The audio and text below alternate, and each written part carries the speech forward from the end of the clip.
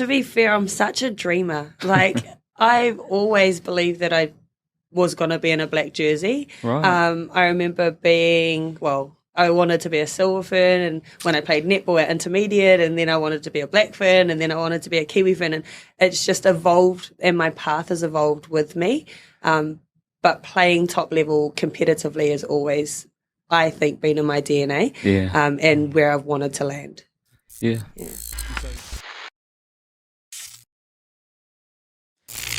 Kia ora everyone, welcome to another episode of Find Your Front. We are privileged to have you here. We are New Zealand Rugby League's official podcast, and we're privileged again to have these conversations about well-being, wellness, and the people within the game that help us navigate and learn from and journey with as we talk about these important topics. My name is Cliff Thompson, Wellbeing Manager at New Zealand Rugby League. To my right here, I have the great Ali Lawatiti. Ali, you want to say hello? Introduce yourself. Not great. Talofa, kia ora. My name is Ali. Just good to hear the stories of our athletes and seeing the ways they find their front. So good to be on here. Yeah, awesome, Ali. Well done. And look, like I said, the show is called Find Your Front, and it's all about how we move through with momentum some of the challenges in life. With that being said, we are privileged today to have a very special guest. All of our guests are special, but this one's special. And we want to just throw to her right now and let her introduce herself, and that is Charlotte Scanlan. Oh, thank you. What a lovely introduction. Yes, so my name is Charlotte Scanlan, and I am 34 years old. I hail from the mighty Manawatu, Fielding to be exact, so prime rugby real estate down there. And yeah, I work for the Warriors Community Foundation. No, awesome, Char. And look, obviously we know that's not all you do and all you've done, because there's a very important reason why we've got you on the show today. But talking about growing up in the mighty Manawatu, what was that like? Just to get a sense of who you are, your whānau background, and what was that like? And then what was your introduction into, if not rugby league, because I know you've played a few sport, but into sport and competitive sport? Oh man, where to start? I love the Manawatu. It's home for me. You get mixed reviews. Everyone knows if you talk about the Manawatu, you get mixed reviews. Well, it's only if you talk about the Manawatu or Palmerston North. Yeah, if you separate it. Yeah, so infielding especially is a bit more rural. My grandparents had a farm, so their upbringing. I myself was in a townhouse most of the time, but the farm life was where I loved to be, around animals and in nature, and riding quad bikes and docking like lambs and that and stuff like that. So that was my upbringing and something that I really, really loved. Rugby itself, rugby league wasn't big down there. It had a bit of a bad reputation, which hopefully is changing. But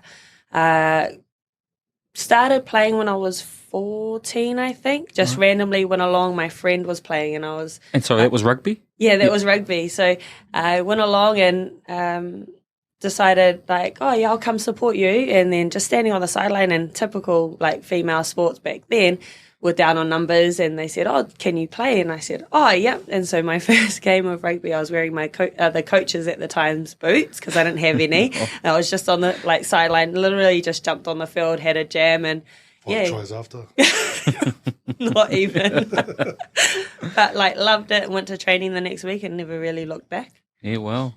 And so obviously that was your introduction into playing some footy. Tell us a little bit about how you moved from the Manawatu, where you went to from there, and then how you sort of started picking up playing sport at a real competitive level. Yeah, so with the Manawatu, I was lucky enough in 7th form, which is year 13 for those that don't know. 7th form, showing your age, mate. I know. Yeah.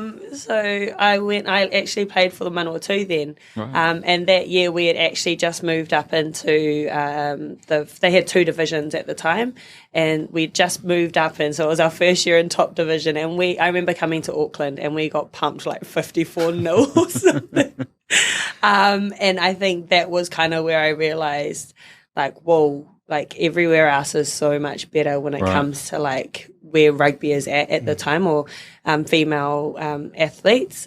So I then moved to Hawke's Bay just for a random 6 months, jammed for them for a bit, and then decided Auckland was where I needed to be if I wanted to progress. To really progress, Yeah. And Protein up here.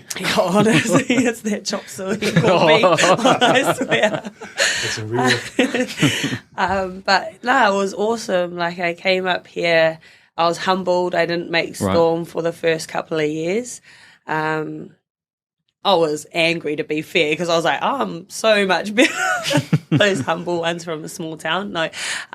But so on that, right, do you think that come from a natural self-belief, though? Because, I mean, you talk about moving from the Manawatu to say, if I really want to be better, I'm gonna go up and give it a crack. And then you're saying you're not making teams, but you have a belief that, no, I'm good enough. And like, where does that come from, Shah? Because I don't think that's delusional, because if you know what you've ended up doing in the game, you've obviously got self-belief in some real core skills that are there. So where did that come from? I think I had some really awesome coaches and supporters growing up in a small town. And I suppose if you look at Auckland and you have your small little hubs, they hype up where they're from and the people that come from those areas. And I think it was the same for me coming from fielding. Everyone just expected me to succeed, and I expected myself to succeed because they believed so much in me. I couldn't not believe in me. So when I came up here, I trained and I done everything I kind of could to get myself in the best shape I could. But yeah, it was showing up to trainings and kind of not comparing myself, but saying, I can fight with the big dogs. I'm not scared of this. So yeah. That's probably the attitude and the mindset that you probably need when you come from obviously small towns, I guess. I know us kind of watching a bit of Joseph Manu, and even he kind of talks about it because he's from Tokoroa. I think just the attitude of coming up here, and I think we all know, man, especially in these big cities, some of these kids, or, even when I was coming through, the kind of kids that come through from the outside of Auckland, they're like, bro, these guys are up themselves, or you know what I mean? They carry themselves in a different way. So, no, I think that's a good attitude, and I think it's a good mindset to have, definitely when you come into this big city, eh? Yeah, true. And so we can sort of tie the rugby thing off. Yep. Because then, it's a rugby league show. Yeah, 100%. But we want to talk. I do want to talk about or ask about that. So you push in rugby, and you make right. You go sort of to the top. What was that like? That trajectory. What was that experience like? And then pulling on the black jersey, all of that sort of stuff. Like, talk to us a bit about that. For the Kiwi Ferns? Yeah.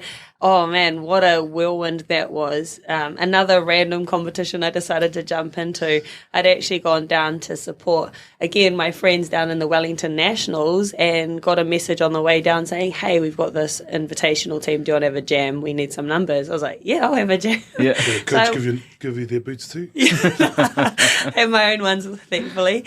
But yeah, I played randomly in nationals. I still remember to this day that I remember getting tackled and I offloaded off the ground and the ref stopped it. And we were playing Auckland, and the ref stopped the game and he was like, no, take it back. Like, he let me play the ball, and Auckland just were livid with that. They were not impressed. They were like, we're not here to teach you how to play. And I was so intimidated. But true. Post the tournament, they had their prize giving, and that's when they actually named like a squad. Yeah. And I had a few waipiros and was happy because I expected my friends to make it because they had been in it. And then my name got called out, and I was like, did they just say me? Yeah. And that was kind of my journey. I decided I had to come back up to Auckland and join a team, so I joined Richmond Roses and played Union on a Saturday, League on a Sunday, and that was me for the next couple of years. The girl that offloaded off the ground. Yeah. Reminds me a little bit of me when I first played netball. They passed me the ball and I didn't know what to do, so I tapped it with my foot. No, you didn't. I did. I tapped it with my foot and ran. Oh, yeah. Is that real? Oh, man. No, yeah. I couldn't imagine that tapping a netball. Oh, yeah. And then the ref was like, standing there with the whistle, like, what did you poor do? thing. Like, do I penalise him or do I? Nah. But so yeah, you get to start in rugby league and you play for Richmond.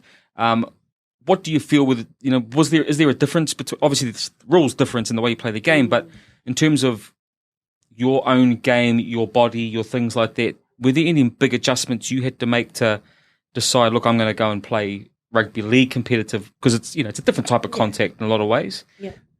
Was there much change for you there, or not really? Because I played flanker, I wouldn't say physically there was too much change, except for the fact because I decided I wanted to get a black jersey, that fitness level really had to go up. So I started running a lot more. I think at the time the furthest I could run was 3Ks without dying. Right. And so I started doing hill sprints on One Tree Hill and stuff like that, and just really trying to nail my fitness. And I think that got me in a good way, because I was up against big names, like Aroha Savage, who was a cross-coder, and she was going at the time for Black Ferns and Kiwi Ferns, and I was like, oh man, give me one, give me one. But I knew that it had to be earned. I couldn't just, be handed it. But And with that, what was the moment where you really thought, you know what, I can crack the black jersey? Not only do I want to do it, but this is a reality. If I do this, this, and this, what do you have a moment or a revelation of oh, this could become real for me? To be fair, I'm such a dreamer. I've always believed that I was going to be in a black jersey. Right. I remember I wanted to be a silver fern, and when I played netball at intermediate, and then I wanted to be a black fern, and then I wanted to be a Kiwi fern, and it's just evolved, and my path has evolved with me. But playing top level competitively has always, I think, been in my DNA, and where I've wanted to land. Yeah. And so tell us about then that journey, because obviously rugby league became a real possibility and a real, not just a dream now, the achievable part. And before we talk about putting on that black jersey, what was it like in terms of, because we talk about the NRLW, and we know it's really blowing up now, and I know you put the black jersey on before that, but as the women game grows, we know you play for the Knights, right? And I'd like to talk a little bit about that. What was that experience like in terms of playing at a top-tier competition? The women's game is growing. It's becoming professional now. It's being viewed as, and we know we've still got a bit of a way to go to grow it, but it's there. It's on the radar. What was that experience like, Shah? Oh, it definitely had its ups and downs. Newcastle itself, beautiful, absolutely beautiful. The club itself, the city, everything, they just are so league orientated. So that for me was massive. Walking around and people would recognise you on the streets, and apart from Union here, no one really overly recognises league players. Unless you're doing commentary or something like that. That was awesome. The playing side, to be fair, I was like, oh, it's not as hard, right? Contact-wise. And I think anyone coming from New Zealand will say that, right? Because we have such big hitters here. That when you go in, they're a lot more technical. So it was getting into that aspect of it, and myself playing a bit smarter. But playing in front of those huge crowds and in an environment that I would say is a bit more professional was I loved it. I loved it. So you said you loved it. Was that a challenge though, being more professional? And what comes with that? So what was what made it more professional than sort of playing local grassroots footy for your club? Yeah, I think that season we actually trained more than any other club. Right. Yeah, so we were in there all the time. Apart from getting paid. Yeah, true. Getting paid is always nice. But I think for myself, it's nailing that recovery and not sometimes when you're sore, I had quite a few back problems over there, they can play on you mentally, because you have to get up for the next training so you can get selected to play again. But that your body is starting to fall apart a bit and that you actually need a rest. But because the season's so short, it's not like the men's season where if you have a rest you can come, you've still got a lot of season left. I had a rest, I'd miss out quarter of the season straight away. So it was trying to push through and make my body kind of hold on. So that was a bit mentally tough. Yeah. No, I was just going to say, how did you cope with that? But also, not only we asked some of the players that kind of played overseas, and especially going out of your comfort zone. How did you deal with that? Not having or your family around, your friends, especially coming from a small town, I guess. How did you deal with that? Or some of the challenges that you faced? Yeah, it was weird because I had lived in Japan for 4 years. And so I, in my head, was like, yep, I'm used to this. And I was to a certain degree, but it was because I had come home and I had felt so settled here before going back over, I actually felt like I missed it more. Right. Yeah, and when I went to Japan, I was ready to go. I'd been in a bit of a lull here post my sevens contract, and then I was like, I need something. So that was refreshing for me, and you're learning different cultures and everything like that. Everything's bright, beautiful. And then you go to Aussie, and it's beautiful, but it's very much like New Zealand where they speak English. It's not like you're going and learning new stuff every day. So it actually made me a bit homesick. Right. But I was lucky enough to have so many Kiwis around me, beautiful team. I made some awesome friends.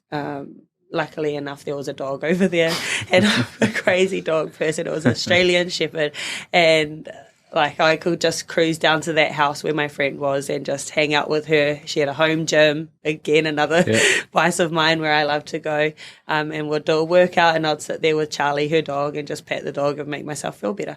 Yeah, well, nice. At least you're aware of that, right? Yeah. And we'll talk a little bit about that sort of stuff in a moment.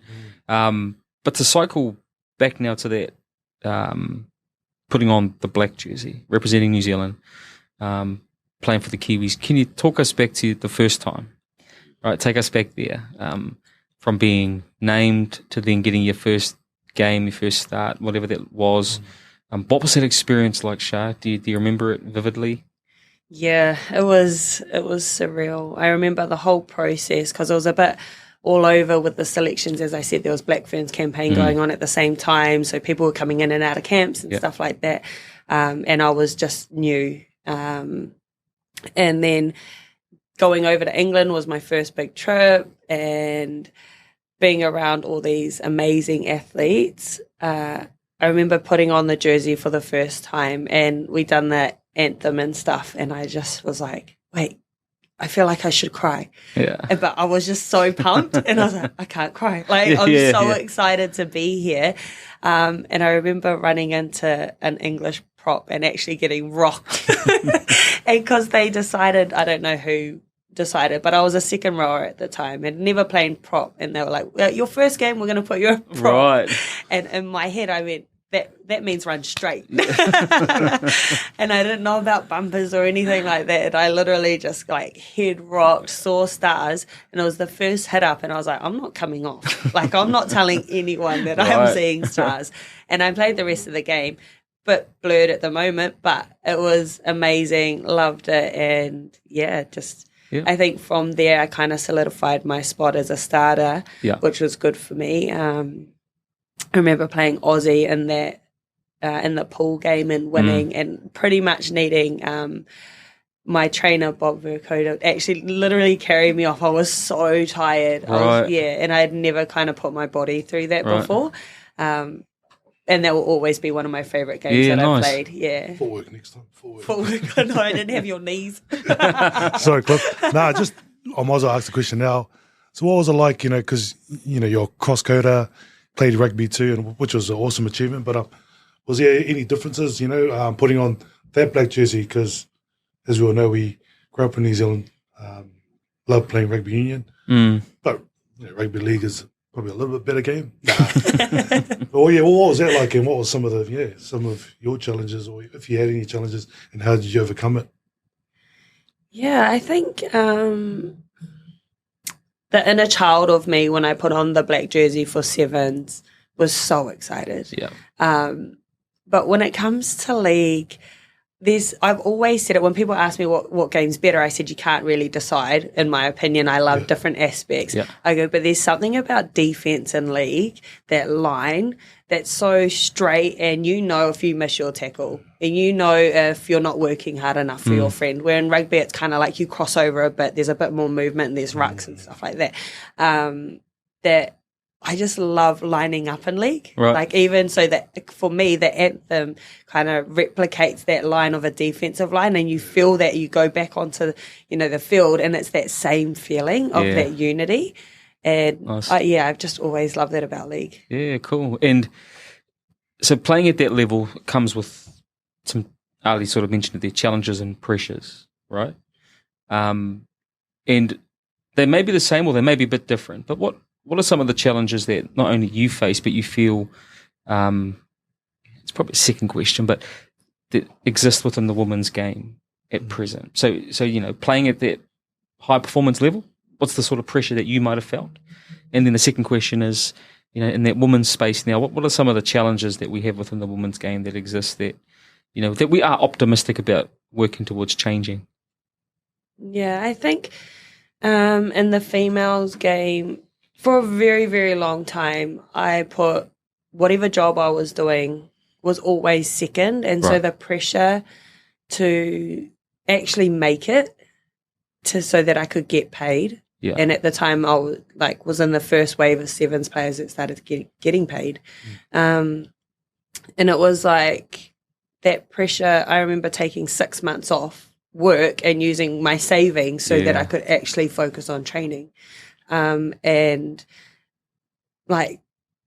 just that pressure of making it a job, and it's not a job that pays a lot either. So it's not like the men where they get paid and then all of a sudden, if they need time off, they've got quite a bit there behind them. Like a semi. Yeah, semi-pro. So it was always that challenge of I couldn't further my career. I couldn't further another part at that time because I was wanting to train more, and I was I'm all in, which is something that I'm trying to actually stop because of the fact that it's too in the wellbeing space. All encompassing. Yeah, exactly. And then when it didn't work or when it fell short somewhere, that was tough. Yeah. Yeah.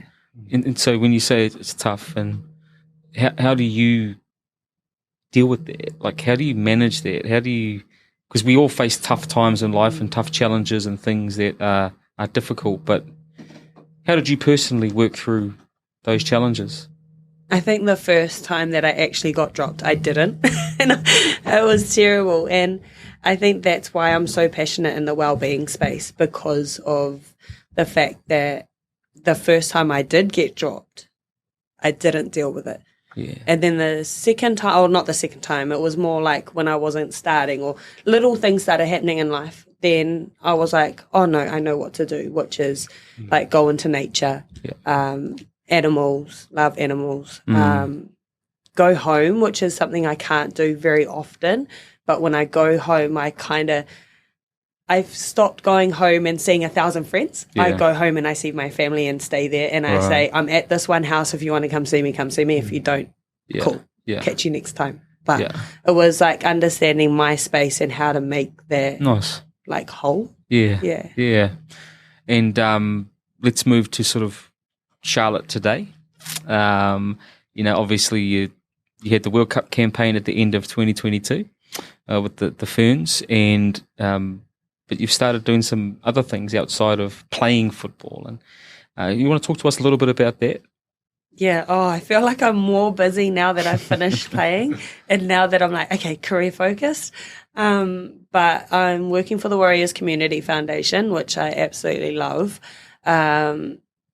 We work within schools, but we're not only in schools, we do game days and stuff like that. Yeah. But I'm really passionate about one of the programs I run, which is a girls only program, but it's kind of around well-being and using the physical side to also enhance the other sides, nice. And having those conversations, which I think is so important for girls, especially, when they're going through puberty and stuff like that, and then transitioning into high school, when, boys start mattering and stuff like that, and you kind of go, oh, hold on, like stick to what you love, which could be being physically active, which could be talking to your friends.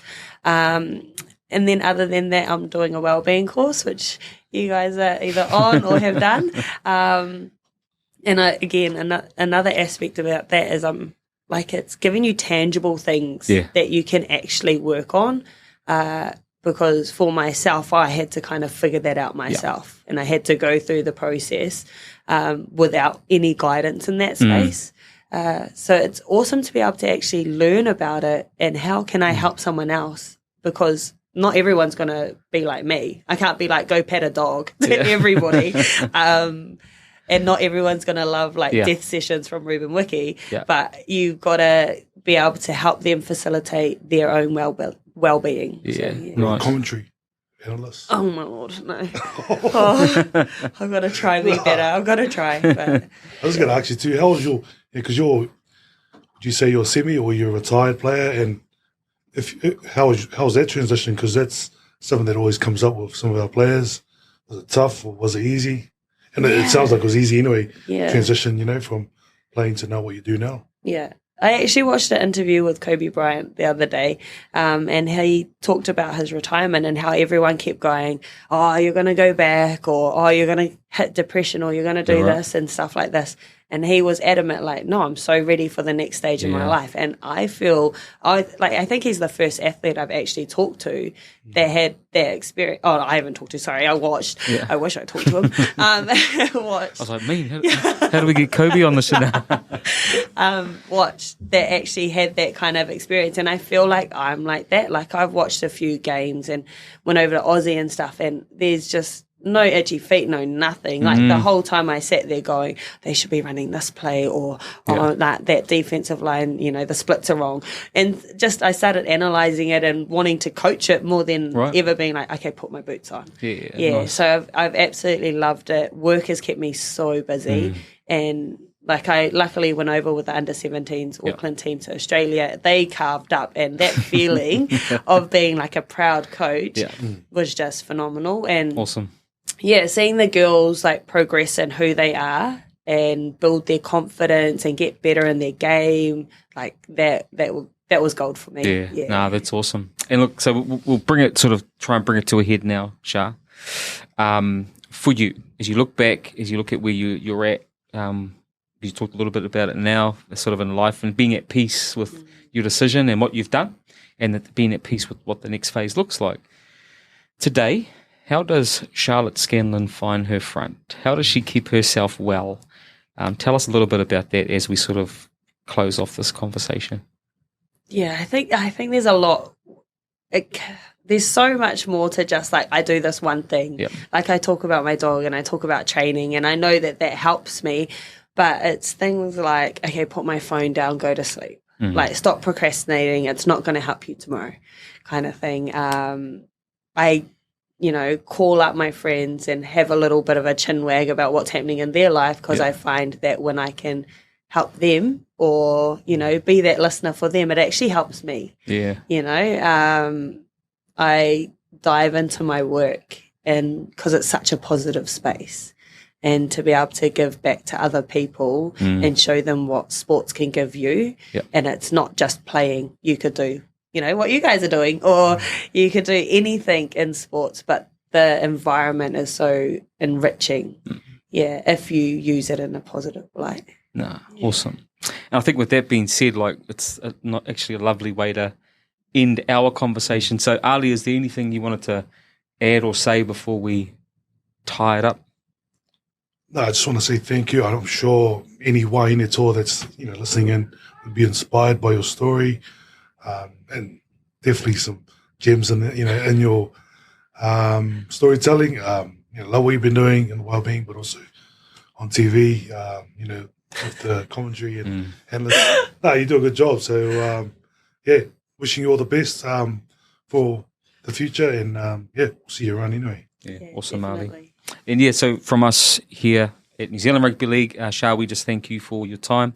Thank you for your insights. We thank you for your service to the game, but also we thank you for what you're doing now in the well-being space and in the women's space. It's important, but also a special thing that we get someone with your experience and caliber to give back. So thank you again for your time, and for all those watching. Again, this is us at New Zealand Rugby League, well-being team, helping you find your front.